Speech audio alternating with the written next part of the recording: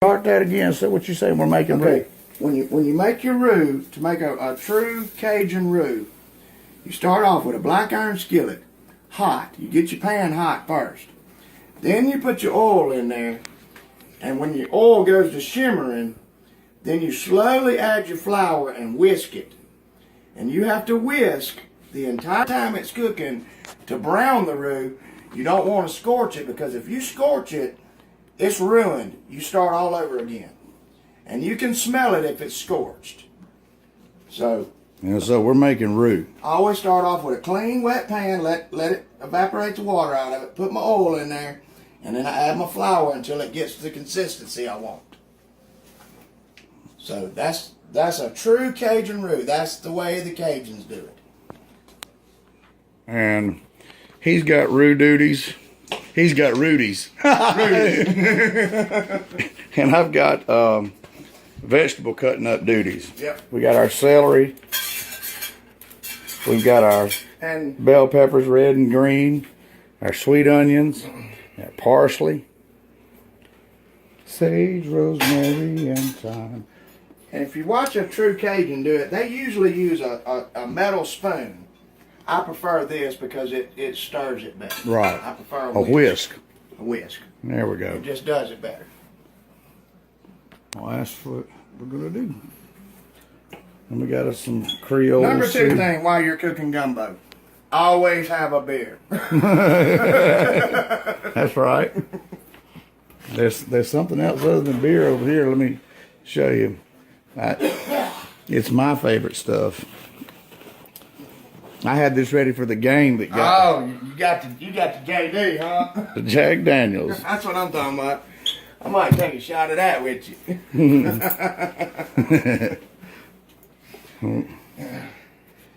All right, so start off on medium-high heat with this roux, and then after the pot gets hot, you turn it down to medium. You don't want it too hot. Okay, I'm gonna stop it for right now, and we'll come back to next part 2.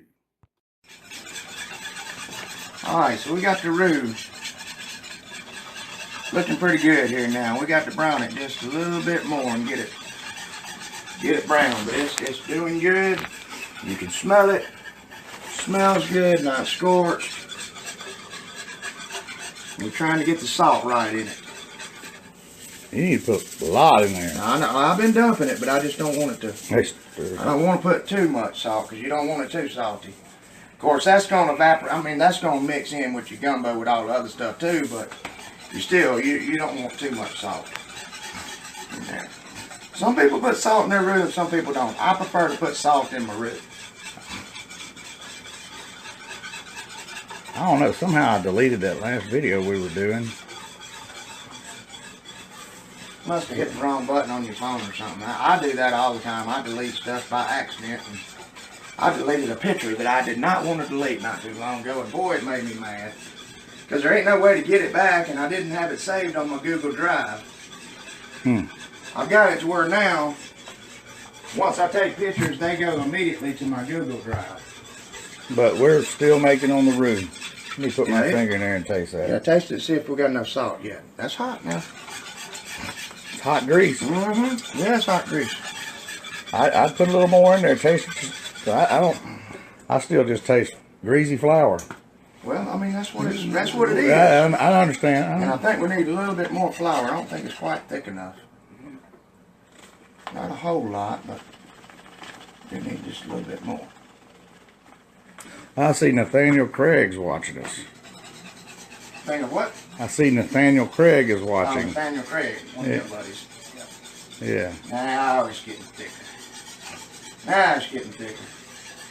There we go. You're going to have to add more salt now that you put more flour in. Yeah, I'm going to have to add more salt.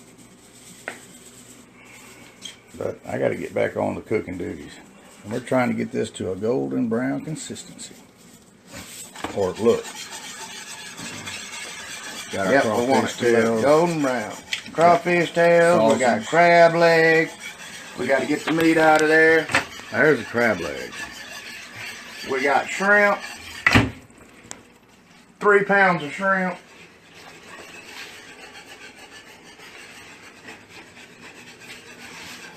And I got bell pepper, celery, and some more meat and parsley to cut on. I'm gonna be careful because Let me taste that. it didn't stir on this side good. I think you got to go all the way around this pan. Make sure you get all the way around that pan. There might be a hint. I don't know if that was the salt off of my finger. Yeah. Or. Well, it's getting there because I done put a quarter of this thing salt in there now. It's getting there. We're getting close. And it's turning a nice brown color. That's what I like. I like to see it starting to turn brown.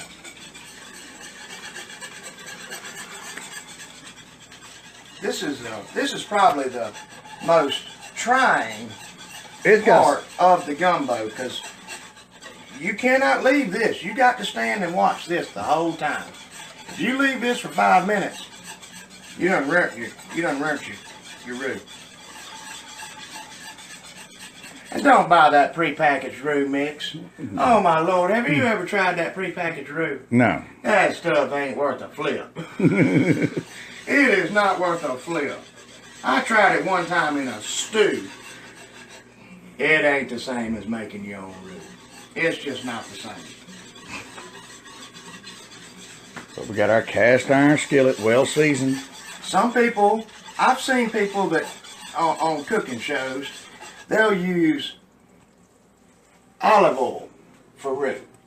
I don't like the flavor of the olive oil in my gumbo because you can taste that. But you can mix you a little olive oil with your regular with peanut oil.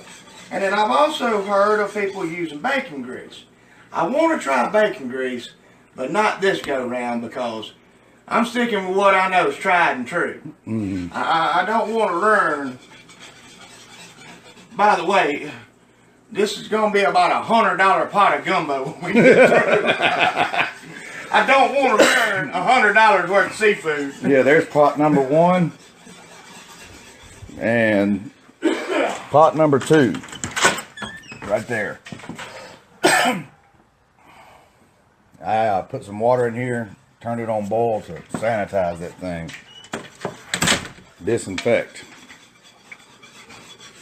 And then when you take this off the heat, you still have to stir this until it cools. Because if you don't, that cast iron pot, It's still going to keep cooking. it's still going to keep cooking it, and it will scorch your roux. So you have to stir this for a good 10 minutes. Did you hear that, ladies and gentlemen? After you take it off the heat, you have to keep stirring this for a good 10 minutes to let that pot cool down. This is a workout. Oh yeah, if you're not strong, you'll be strong when you get through with this. Cutting all these vegetables, peeling all these shrimp, and pulling all the meat out of them crab legs. This is a workout.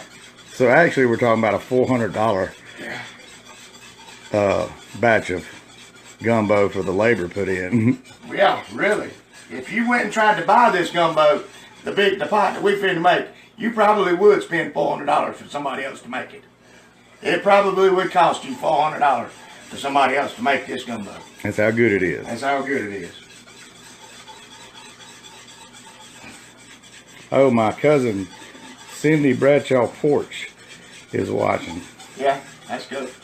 She was from down in New Orleans. She grew up in New Oh, Orleans. she knows exactly what we're doing then. Yeah. She grew up in New Orleans. She knows what we're doing. Right. Ain't that right, Cindy? Well, I tell you what, I was born in Clarksdale, Mississippi. If I had been born 15 miles to the west, I'd be coon-ass. No, you'd be Arkansas and Clarksdale. No, it ain't.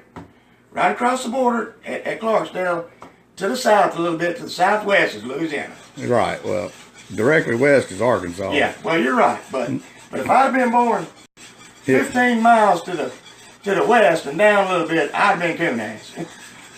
Well, that's still the hills, though. Uh-uh. Well, not the hills. I mean, that's the northern section of Louisiana.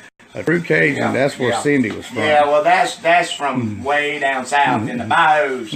Right. Yeah, well, we had the bayous in Clarksdale. We had, a lot of people don't know it, but the longest bayou in the world. We have a question here. The longest bayou in the world is in Mississippi. Cindy said, "I sure am. I do," and she's asking, "What kind of gumbo?" Well, did I not go over here's the shrimp gumbo. You may not have been online at the time. And we shrimp. got We got sausage. and we got crab crawfish legs, tails, crawfish tails, crawfish tail meat, and crab. and then we're gonna do another batch of chicken. And then we're gonna do a batch of chicken and sausage gumbo. So I got a family member that don't eat seafood. Bless her heart. you talking about my wife? Well, that too. Your family member too. That's right. My sister-in-law don't eat seafood. She won't eat seafood. None. She won't eat gumbo. She won't eat. So She'll eat you chicken can't even gumbo. you can't even do chicken and gumbo. Huh? She ain't eating no chicken gumbo. Yes, she will. No, She'll she- eat chicken gumbo. No, she won't. Why? She won't eat anything with onions in it. Oh, you talking about your wife? Yeah. Your wife. Right. Oh, okay, yeah. Yeah, my sister-in-law will now. She'll eat the chicken gumbo, but she won't eat no seafood gumbo. I don't know what's wrong with that girl. She don't eat shrimp. She don't eat fish at all. No frog legs. No crawfish. Any kind, no seafood whatsoever. I couldn't survive. I wouldn't want to survive. I got to have me some seafood. All right. Well, I'm gonna get on to cutting up these vegetables, and I'll take the stickers off of them this time. Yeah, take the stickers out the bell pepper. We'll broadcast later. Y'all have a good night.